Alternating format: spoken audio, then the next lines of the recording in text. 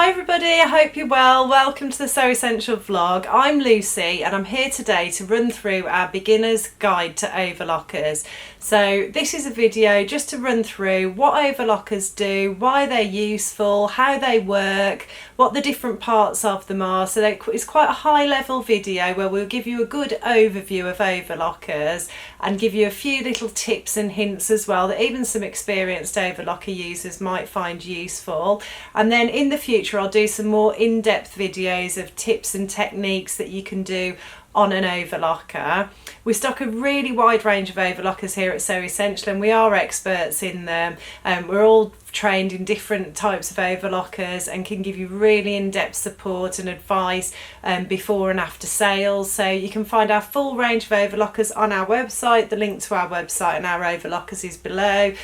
We stock cover stitch, we stock Janome, Pfaff, Husqvarna, Baby Lock and Brother overlockers and cover stitch machines, so there is a really good wide range on there, so get on and have a look if you're interested. But really this video today it'll answer questions such as, you know, why would I find one useful, how do they work, what would it be useful for? So if you're somebody who's thinking, oh, do I take the plunge, is it worth it? Hopefully I'll answer some of those questions for you today. I'll give you a clue. The answer's yes, usually. But also for all those people out there who've bought an overlocker and say to us, I've bought one but I'm too scared to use it, it's in my cupboard somewhere gathering dust and I've never got it out. I'm hoping that this video today will give you the confidence to get it out and have a go, because it is a wonderful, wonderful device. And I use mine all the time. I use it as much as I use my sewing machine. I use it on pretty much every sewing project I ever do, so it's in constant use. It's one of the best things I ever did was getting an overlocker. So I'll just tell you exactly how they work. They usually run, you can usually stitch with 2, 3 or 4 threads. There's needle stitches and then there's looper stitches, and they create these lovely neat little loops of thread, and the threads knit together to create a lovely finish, and they finish the edges of fabrics beautifully. There's also a blade that you can engage which trims any excess fabric off, and it's all just super neat and professional looking. You can use them to finish seams, so instead of using an overcasting stitch on your sewing machine, you can use your overlocker. It produces a much neater, more professional looking stitch, but also it's super quick as well. You absolutely fly through the seams, whereas an overcasting stitch on a sewing machine, you can almost like go and put the washing on, have a cup of tea, make some dinner before you get to the end of that seam. It just takes so long, I find, and that's probably because I do always use my overlocker. But they are useful for so much more than just finishing seams. You know, they are, I understand it is a big investment for a lot of people, so you know, you want to be using them for more than that. And they're fantastic for making up garments, so you can use them instead of your sewing machine. I particularly like to do that with knit and jersey garments. So this top that I'm wearing today, it's a quick sew turtleneck pattern. I made the entire thing on my overlocker, and it's brilliant because it controls the fabric really well. We'll go into exactly how and why that happens later in the video, but you know, if you're making knits on a sewing machine, you might need to use a walking foot, you know, you need to use different needles, you might run into some issues, but if you make them on an overlocker, it feels so much more straightforward and easier to get great results. And then you can also produce some lovely fancy techniques on overlockers as well, like rolled hems, lettuce edges, that sort of thing. So they really are a fantastic investment, and I'll talk you through about exactly how they work and all the different parts on them today, because I just want to give people the confidence to have a go, because it is so worth it. If you can, you know, build up the courage to have a go, you'll never look back once you've got the hang of using an overlocker. So I've talked about how wonderful overlockers are, but what exactly do they do? Well, they're usually you can sew with the 2, 3 or 4 threads usually. There are some super duper fancy pants ones that go up to about 8 reels of thread, but for the normal home sewer, a 4 thread overlocker should be absolutely sufficient and will be for most people. what you do is you sew with either 2, 3 or 4 threads which knit together, create a lovely neat finish, and there's also a blade which slices off the excess seam allowance as well, so everything's tucked in nice and neatly by the overlocking stitches, which is fantastic. The feed dogs feed everything through beautifully, and we'll go on to the different parts of the machine that you can adjust and play around with if you need to get the really good results. Firstly, I want to talk to you about the thread stands. So it's pretty obvious what they are. They're these 4 things on the back of the machine where you put, you've guessed it, the threads. But there's a few little tips that I wanted to run through with you here. So the first one is, we always recommend only use high quality threads. Don't be tempted to use cheap substandard threads because you're more likely to experience breakage and poor stitch quality there. So we sell a wide range on our website, all of which I've used many times. Gutterman Toldilock, Starlight threads. We've also got those polyester 120s which you can see on my machine here. They've got 1,000 meters of thread on them, and they come in a really lovely range of colours. So we've got loads and loads of different colours of thread, but always choose, if you choose the ones off our website, you'll be fine because we only stock the good quality threads. The other thing to mention is that when you put your threads on the thread stands, you will either need to use one of these contraptions, which is for the bigger reels of thread, and you put that on top and then you put your reel of thread on top of there. Or if it's a smaller reel of thread, like the smaller ones I've just shown you, that you usually get like a little felt or sponge pad that you can put on, and then you put your thread on top of that. That will just help everything to feed through, help the thread to feed through evenly. If you're experiencing any issues with your thread, you also usually get thread nets which you can slide on over the top of the threads, and that just keeps everything nice and neat. It's all about making sure those threads feed through nice and so consistently, I suppose. So yeah, that's a little tip there as well. The other thing is that you should never pull the threads back. Once you've threaded it, you should never pull your threads back. If you want to change your thread, snip them at the top and then put your foot down and run the stitches off and then thread again, because you're going through the tension discs with these threads, and actually if you pull back it can create problems with the tension discs. So that's a useful tip to know. But other than that, that is the thread stands, and again, you know, you can refer to your manual whether you're going to do a 2, 3 or a 4 thread overlocking stitch and set it up accordingly.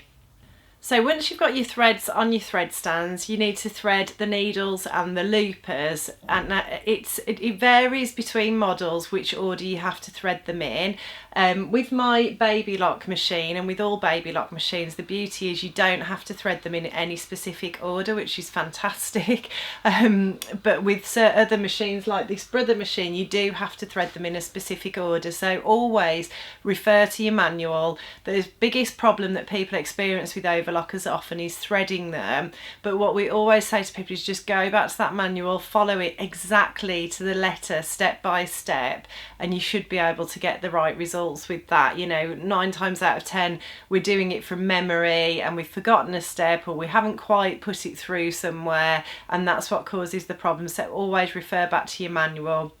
But on any overlocker you will have needles which are on the needle bar, so usually you get 2 needles with them, and depending on the stitch you're doing, you either need to thread 1 or 2 needles. We always recommend to use the relevant overlocker needles for your machine, so we sell a wide range on the site. Again, everything I mentioned today will be available on the site, the link to the site's below, but just always check your manual, always check our descriptions to make sure you've got the right needles for your overlocker. And you thread the needles, again follow the manual. The needle threading is usually really straightforward, it's probably quite similar to your sewing machine, but the bit that people get really stuck with is threading the loopers, which create the little loops. So your needles unsurprisingly create 2 lines of straight stitching, but the loopers create the little bit that curls round and gives you that beautiful professional finish. Now if you've got a jet air threading overlocker like mine, you actually just pop the threads into a little port, press a lever and the thread will magically appear at the other end, and it's gone through all the relevant mechanisms that it needs to. However, if you've got a manual overlocker, you'll need to use tweezers and manually get that thread through the loopers and out the other end, and that's the bit that people often struggle with. So my advice would be, there are now 3 jet air thread overlockers on the market that we stock. So there's the Baby Lock range, and I think all of them have got jet air threading. There's a new FAF overlocker with jet air threading, and there's also a Janome overlocker with jet air threading as well.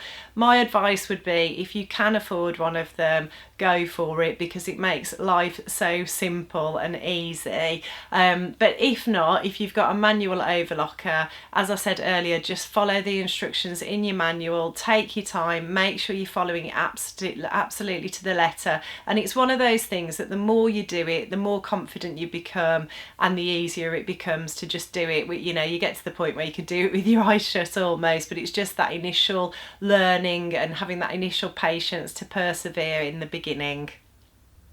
Now, the other thing that you'll find on some overlockers are tension settings. So on this Brother overlocker here, you can see there are 4 dials across the top of the overlocker, and they simply run from, I think it's a number 1 or 0 up to number 9. So you can adjust the tension of the needles and the loopers, and each one of those corresponds to either a needle or a looper. Now, with the Baby Lock machines, I'm just so loving the Baby Lock machines. It's what I've always used. I've been very, very lucky. You don't have to mess with the tension. The tension is just correct. You can go from sewing a piece of chiffon to sewing some heavy knit fabric, and the tension will be absolutely fine. The only thing you might need to adjust is your differential feed, which we'll come on to later. So that is a real selling point again of the Baby Lock jet air threading overlockers. But if you have got a manual one where you need to adjust the tension settings, there's a couple of tips that I can give you. The first one is, if you're trying to suss out the tension and get it right for a specific type of fabric, it can be useful to thread your overlocker with 4 different coloured threads, so you can see where the problem lies. Is it one of your needle tensions, or is it one of your looper tensions? And you'll be able to see which one it is, adjust the tension and test again. And you know, my mantra for everything to do with sewing is always test on scraps of fabric. Get the same type of fabric that you're using, preferably the fabric you're actually using, and just test it out and keep going until you're happy with the results. And that's quite a methodical way to do it. If you thread your machine up with 4 different coloured threads, you'll be able to run a chain of stitches off, see if there's an issue, if something's too tight or too loose, and then adjust your tension accordingly. But like I say, with the wonderful Baby Lock overlockers, you don't have to do that, which is fantastic. The next thing we're going to talk about is stitch width. So like with the tension settings, there will be usually a recommendation in your manual for which tensions to set for which type of fabrics, and there'll also be suggestions for stitch width as well for the different types of fabrics. But the stitch width is usually a little dial on the side of the machine, and if you turn it backwards and forwards, you'll see that the blade will move further away or closer to the needle bar. And that's how I remember which dial's which, because I used to always forget. But it makes sense that obviously things are going to be moving widthways with regards to the blade if you're adjusting the stitch width. And with some overlockers where you can do you can use 2 needles or 1 needle, if you move the dial, it will and you've got 2 needles in, it will adjust the width for both needles. But then sometimes there's 2 different sets of numbers on that dial, like there is on my Baby Lock. One set is for if you're using just the left needle, and one set is if you're just using the right needle. But generally a lot of them don't have that, and they're just pretty straightforward, and you just move that dial backwards and forwards to adjust your stitch width. Equally, there's a dial for the stitch length. So on my baby lock machine, it's just at the bottom there, and I can adjust the stitch length with that. Again, you just might need to use a different stitch length for different fabrics. You might want to create a different effect and have more prominent longer stitches or shorter stitches. And on the brother machine, it's here just on the side, so you can have a play around with that as well. And as always, as we mentioned with the other things, just test on scraps of fabric to make sure you're happy with the results. In terms of stitch length, one other thing that's worth mentioning as well is that if you choose to use a thicker thread such as a woolly nylon in the loopers, which you can do because they just give you a little bit more coverage, they can be a bit more stretchy, they're just quite nice threads to use for decorative purposes as well. But you might find that things start to bunch up a little bit if you do that. If you do find that elongating your stitch and making your stitch length longer will just help with that and help space things out and create more room for those thicker threads, so that's worth mentioning. Wouldn't really recommend using them in your needles, you're probably better off just using those in your loopers though.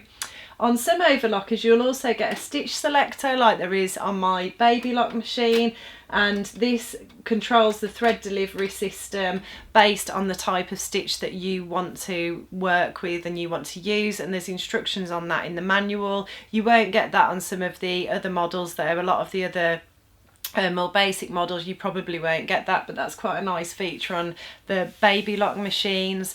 You'll also usually get the opportunity to turn the blade off if you want to as well, so it's just a little dial on the side of my machine with the word lock written on it, so I know I can lock that blade away if I want to. Sometimes you've got a piece of fabric where you don't need to cut off any excess seam allowance and you just want to finish the edge of the fabric without taking anything off. Maybe when you're finishing seams, if you want to leave the full seam allowance intact, you know, just in case you have to make any alterations or whatever, for example, or if say you were sewing along a fold or something for some reason, it just gives you that option to turn that off. But the really clever thing about overlockers that I've mentioned earlier in the video is the differential feed.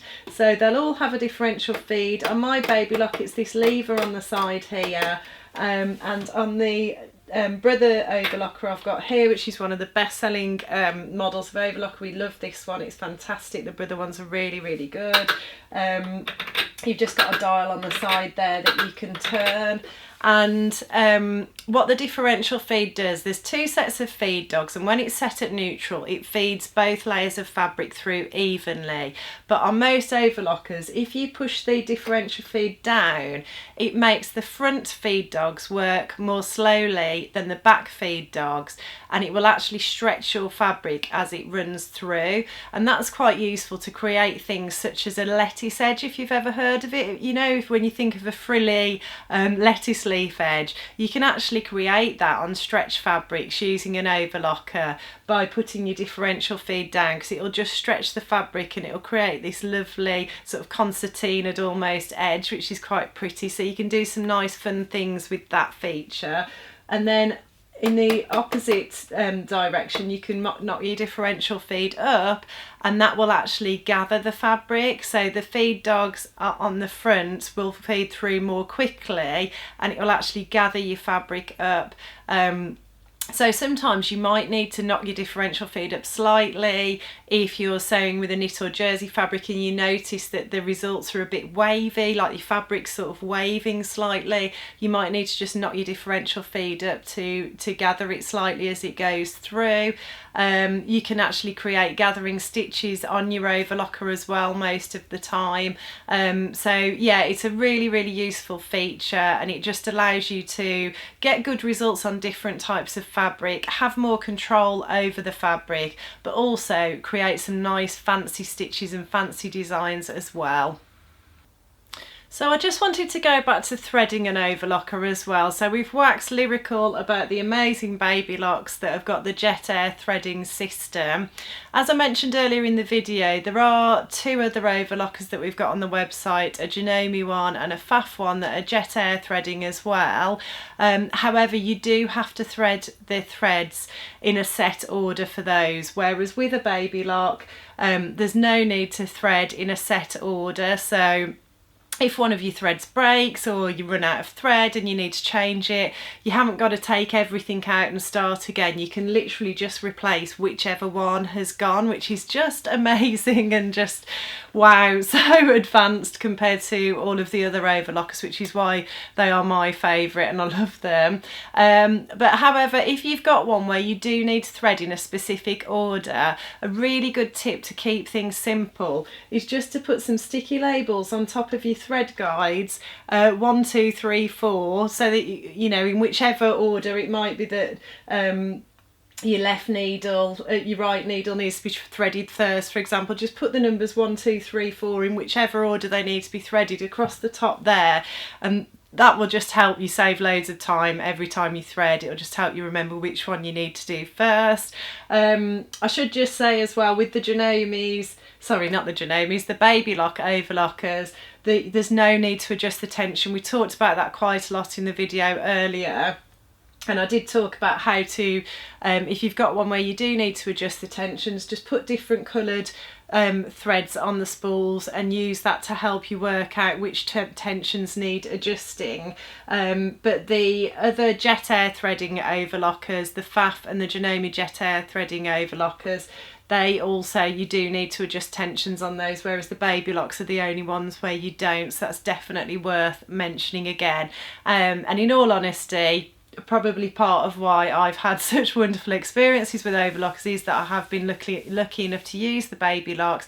But having said that, we do use the Brother overlockers here a lot as well, and the Genomes. You know, we stock all of those, we use them all, we demonstrate them all, and as long as you refer to the manual, you know, you follow the steps, you use the tweezers that you'll usually get, you thread in the right order, you use the top quality threads that we've mentioned, the right needles, you know, and you give yourself that time to just test out on scraps of fabric, test the thread tensions if you need to. You know, you can get excellent results with all of these machines, and I definitely think it's worth having a go. If you're somebody who's been wondering about whether to take the plunge or not, you will be so amazed at the results you get, how much quicker and easier it is than using your sewing machine for a lot of the tasks that you can just do so much more quickly on your overlocker. And as I said at the start of the video, you know, pretty much all of my sewing projects, the overlocker comes out for all of them. I use it at some stage during the making, and there's a lot of garments like this top that I make the entire thing on there, so they really are a worthwhile investment if you're a keen hobbyist sewer. Definitely recommend it. And if you've got one hiding in the wardrobe somewhere and you've been scared about using it, I mean, what could go wrong? You know, you've just got to get the manual out, have a go, and just practice on those scraps. That's the key mantra. And I remember my mother-in-law always saying that to me when I first started sewing, and I almost felt a bit impatient and like, well, I don't want to be faffing around on scraps of fabric, I just want to sew whatever I'm sewing. But as I've become more experienced, I've realised, you know, it really doesn't take long. It's a mere couple of seconds to just stitch out a line on a scrap of fabric, and then if you're not happy with it, do the same again. It doesn't take a lot of time at all, but it'll make the whole project so much more enjoyable, pleasurable, and it will give you brilliant results as well. So I've given you a lot of information today. I just wanted to just try and give you a high level overview. As I said, you know, we will do some videos where we go more in depth and talk about specific techniques and tips, but hopefully people have picked up some useful information from this video today. As I mentioned, all our overlockers are available on our site. You can find the link to our site below. So we stock FAF, Genome, Husqvarna, Brother and Baby Lock. And if you ever need any advice, you know, you can get in touch with us. We're always happy to talk you through the options. Drop us an email, give us a call. You know, we absolutely love these machines. We love waxing lyrical about them, as you can probably tell today. So don't hesitate to get in touch if you've got any questions. But that's all from me today. If you like what you see, please like and subscribe, and I'll look forward to seeing you next time.